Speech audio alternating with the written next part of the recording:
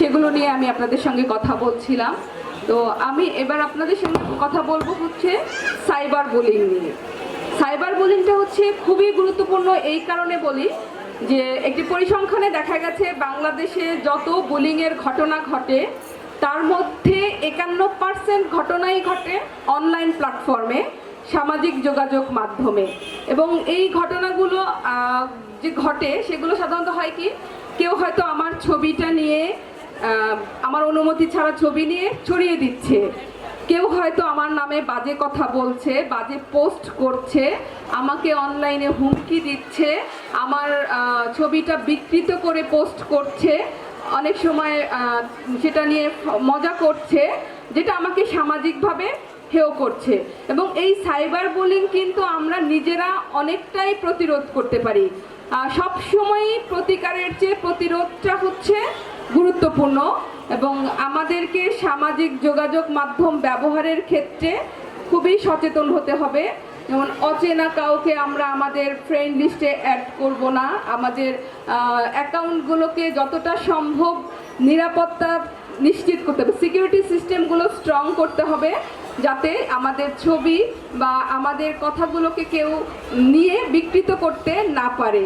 এবং আমরা যখনই কোনো সাইবার অপরাধের শিকার হব বা সাইবার বুলিংয়ের শিকার হব, অবশ্যই পরিবার বা কাছের মানুষ যাকে আমরা অ্যাভেল করতে পারি, যাকে আমরা নির্দ্বিধায় আমাদের সমস্ত সমস্যার কথা বলতে পারি, তার সঙ্গে আমরা বিষয়টা শেয়ার করব এবং আমরা প্রতিকারের ব্যবস্থা নেব। এটা লুকিয়ে রেখে আমরা নিজেরা এটাকে জটিল করব না বা নিজে নিজে এটা নিয়ে সাফার করব না। কারণ এই বিষয়গুলো হয় কি, বারবার করে অনলাইনে একটা কিছু ছড়িয়ে গেলে নানান রকম আমাদেরকে প্রতারণামূলক ঘটনার শিকার হতে হয়, সামাজিকভাবে হেয় হতে হয়। এটা আমাদেরকে বিষণ্ণতা তৈরি করে, অনেক সময় আত্মহত্যার দিকেও আমাদেরকে ঠেলে দেয়। এই যে সামাজিক যেই নিপীড়নটা হয় সেই ক্ষেত্রে আমরা অনেক সময় আত্মহত্যা করি।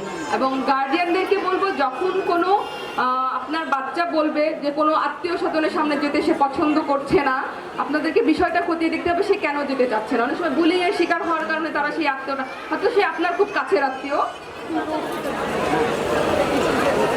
যেতে যাচ্ছে না। তো আমাদের এই সাইবার বুলিংয়ের ক্ষেত্রে কিন্তু আমাদের অনেক রকম প্রতিকার আছে। সেই প্রতিকারগুলোর মধ্যে আছে আইনগত প্রতিকারটা অনেক গুরুত্বপূর্ণ এবং এই বিষয়ে বাংলাদেশ সুপ্রিম কোর্টের হাইকোর্ট বিভাগের কিছু নির্দেশনা আছে, এটাকে 11 ডিরেক্টিভস বলে। এবং এই নির্দেশনায় বলা আছে কিভাবে বুলিংয়ের শিকার হলে আইন কাজ করবে, প্রতিষ্ঠানগুলো কাজ করবে। মূলত এটি শিক্ষা প্রতিষ্ঠান এবং কর্মক্ষেত্রে বুলিংয়ের জন্য এই নির্দেশনাগুলো ছিল একটি মামলার পরিপ্রেক্ষিতে, এবং পরবর্তীতে সরকার এটাকে একটি নীতিমালা করে এই বুলিং বিষয়ে এবং এটাকে গেজেট আকারে প্রকাশ করে। এবং সেই গেজেট অনুযায়ী প্রত্যেকটা স্কুলে একটা বুলিং প্রতিরোধ কমিটি থাকবে।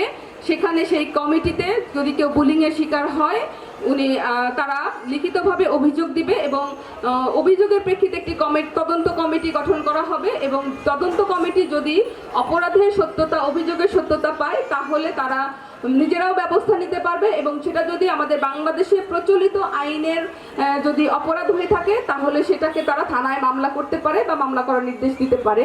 আর আমরা নিজেরাও সরাসরি মামলা করতে পারি, থানায় মামলা করতে পারি। যদি সাইবার বুলিংয়ের শিকার হই তাহলে আমরা সাইবার ট্রাইব্যুনালে সরাসরি মামলা করতে পারি, থানায় মামলা করতে পারি। এবং বাংলাদেশ পুলিশের একটা উইমেন সাপোর্ট সেন্টার আছে যেখানে সাইবার বুলিং নিয়েই তারা কাজ করে এবং আমরা সেখানেও যোগাযোগ করতে পারি। ওনাদের অনলাইন পেজ আছে, ওয়েবসাইট আছে, সেখানে সরাসরি নিজেও অভিযোগ করা যায়। এছাড়া আমরা যদি রাস্তাঘাটে বা কোথাও শপিং মলে কোথাও যদি আমরা বুলিংয়ের শিকার হই তাহলে আমরা যে হটলাইন আছে 999, সেখানেও আমরা অভিযোগ করতে পারি। অভিযোগ করে আমরা এই প্রতিকারগুলো পেতে পারি। আমরা যখনই কোনো বুলিংয়ের শিকার হব তখনই আমরা আইনগত সহায়তা নিতে পারবো। তো সবার প্রতি থাকবে, আমার অনুরোধ থাকবে যে বুলিংয়ের শিকার হলে এটা নিজেরা সাফার করার দরকার নেই, অভিভাবককে জানান, আইনগত ব্যবস্থা নিন, নিজেরা নিরাপদ থাকুন এবং যখনই কোনো বুলিংয়ের ঘটনা ঘটে তখন আপনারা আপনাদের আইনগত জ্ঞান এবং আপনাদের এই যে ট্রেনিংয়ে প্রাপ্ত জ্ঞান দিয়ে আপনারা অন্যকে সহযোগিতা করুন যাতে একটি সুন্দর সমাজ এবং একটি সুশৃঙ্খল সমাজ আমরা তৈরি করতে পারি। ধন্যবাদ সবাইকে।